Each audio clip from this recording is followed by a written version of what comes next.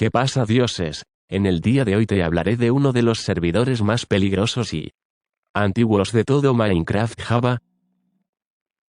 Del servidor que hablaré en el día de hoy se llama 2v2t. Fundado en diciembre de 2010, es el segundo servidor más antiguo de todo el juego. Y el primer servidor anárquico, lo que significa que no tienen ninguna regla. Esto ha provocado que la mayoría de jugadores que juegan habitualmente tengan programas externos para dar ciertas ventajas y sin el peligro de ser baneado. El mapa no se ha actualizado hacia ya varios años, donde el lugar donde apareces está todo destruido y lleno de agua. También hay un logo gigante de un clan hecho de obsidiana.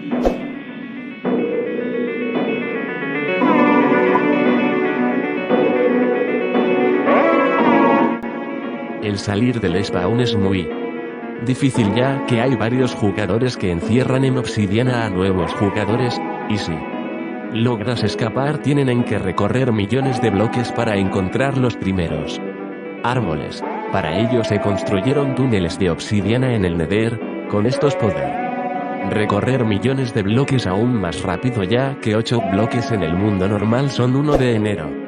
El Nether también se ha caracterizado por sus impresionantes bases ahí construidas.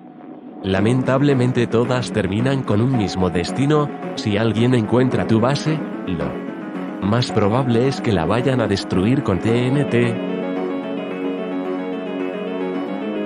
Aquí algunas bases más características del servidor.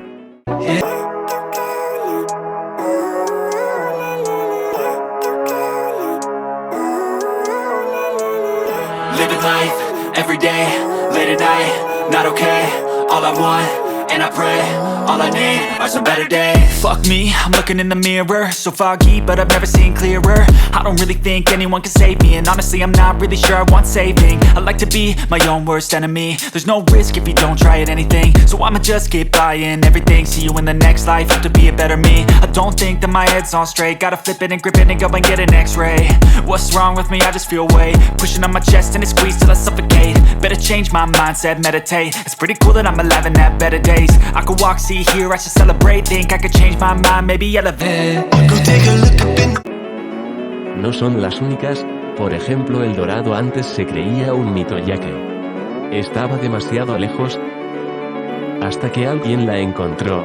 Esta épica construcción fue posible gracias a varios bugs de duplicación. Y la mayoría de jugadores son bastantes hostiles. Comenta, ¿serías capaz de entrar y sobrevivir en 2v2t? Pero vamos a preguntarnos, ¿por qué quedó tan devastado? Pues aquí tienes la respuesta. El servidor, después de tantos años de uso, claramente queda devastado, pero aparte hay una historia muy interesante. En 2016 un youtuber llamado The Camping Cruiser publicó un vídeo en el cual grifeaba en ese servidor. Sus suscriptores hicieron lo mismo, y poco a poco acabaron con una gran parte del servidor. Otro youtuber llamado Fitm quería parar eso, por lo que hicieron una guerra, que básicamente era grifear las bases enemigas. En mayo del 2017 los dos youtubers hicieron un 1vs1 en Go take a look up in the mirror. You gotta see a little clearer. ¿Y cuál ganó? Fitm.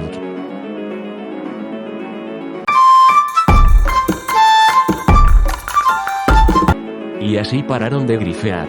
Suena un poco película, pero es cierto.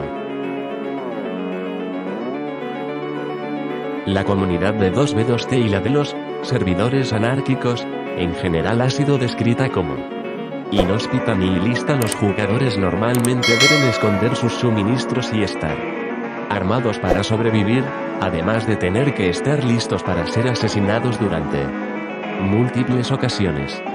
Esto, sumado al hecho de que el servidor está configurado en la dificultad difícil y que El combate entre jugadores está permitido, hacen que la supervivencia en el mapa sea considerablemente más difícil.